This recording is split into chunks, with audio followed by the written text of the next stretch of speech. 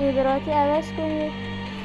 فقط برای که این روش بهتون یاد بدم اول کانال من رو سابسکرایب و لایک کنید این ویدیو، کامنت هم بذار.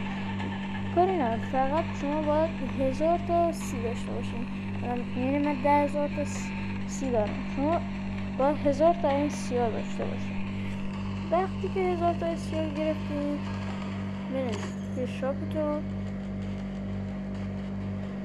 و گزینه آخر، یعنی گزینه آخر سمت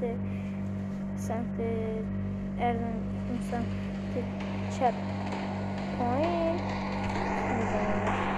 بعد این کار هدف این کار با 230 بار میزنید روش. بعد دو تا گزینه دارید، این با سیبی بخوایید، من با سیبی هر چهار که دوست دارید، هر چهار که دوست دارید که در اون اندازه که سی دارید از این کارتا بخرید.